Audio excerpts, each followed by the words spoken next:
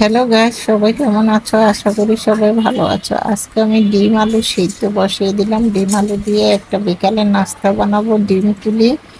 ডিম আর আলুটা সিদ্ধ করে তুলে নিচ্ছি। ডিম আলুর খোসাগুলি ছাড়িয়ে নিব।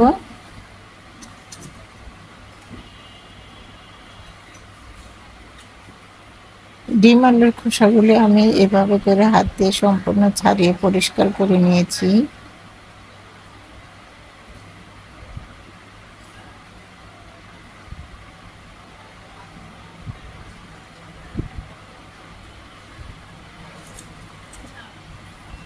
ডিম আলুর খোসা ছাড়িয়ে রেখে দিলাম এক সাইডে। ডিম আর আলুটাকে একটা কাটার মেশিন দিয়ে আমি কেটে নিব, জোড়া জোড়া করে একদম।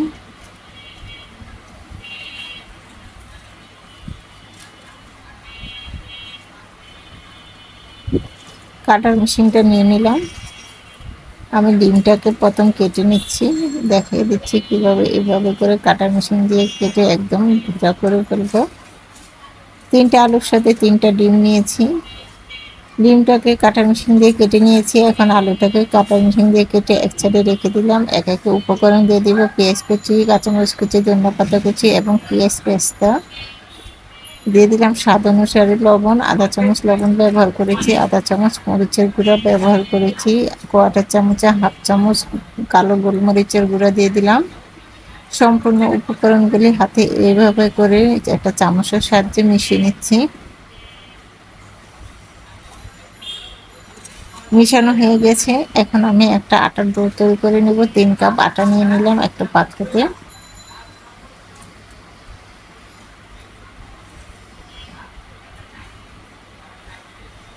দিয়ে দিলাম স্বাদ অনুসারে লবণ। কোয়াটার চামচে হাফ চামচ লবণ দিয়েছি, হাফ চামচ খাবার সোডা দিয়েছি। যেহেতু ডিমগুলি বানাবো সেই জন্য একটু ফুলকো ফুলকো হবে।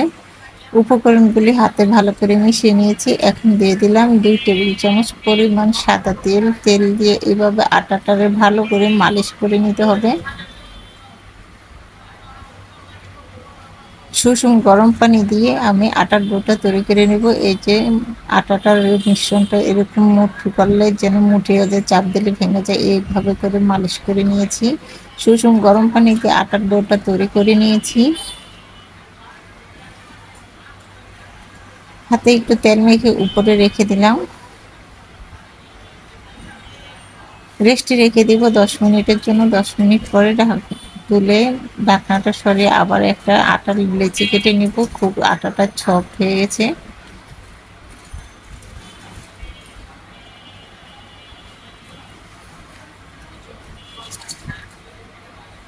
ছয়টা লিচি কেটে নিয়েছি। এখন একটা রুটি বেলে নিব।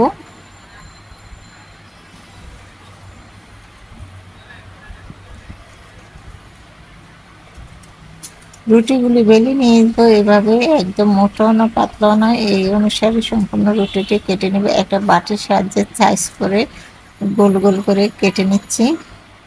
এভাবে করে সাইজে সম্পূর্ণ রুটিটি কেটে নিয়েছি। এখন আমি এটার ভিতরে পুর ভরবো। ডিমের পুরটা ভরে নিব। এইভাবে প্রথমে একটু পানি দিয়ে দিব, তাহলে বাইডিংয়ের কাজটা খুব সুন্দর হবে। ডিম আর আলুর পুরটা দিয়ে এভাবে হাতে চাপিয়ে দিয়ে জাস্ট কুলি পিঠাটা যেভাবে তৈরি করে ঠিক ওভাবে করে কুলি পিঠার শেপটা দিয়ে নিব। আমি আবার একটা দেখিয়ে দিচ্ছি বোঝার সুবিধার জন্য। একটু পানি দিয়ে দিলাম, তারপরে ডিমের মিশ্রণগুলি এইভাবে করে রুটির মধ্যে দিয়ে পুলি পিঠার মতো সাইজ করে তারপরে এইভাবে মুখটা আটকে নিয়ে এইভাবে করে হাতে ডিজাইন করে দিচ্ছি। যে ডিজাইন পারেন সেই ডিজাইন দিয়ে নেবেন, কোনো সমস্যা হবে না। এইভাবে করে আমি ডিমগুলি সম্পূর্ণ বানিয়ে নিয়েছি। এখন ভাজার জন্য একটা কড়াই বসিয়ে দিয়ে দিব পর্যাপ্ত পরিমাণে তেল। তেলটা গরম হয়ে গেছে, দিয়ে দিব ডিমগুলি।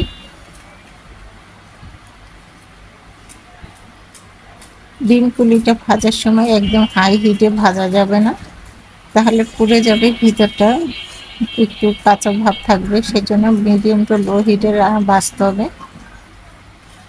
আমি লাল লাল করে ভেজে তুলে নিয়েছি। সম্পূর্ণ ডিমগুলিটা আমি ভেজে নিয়েছি।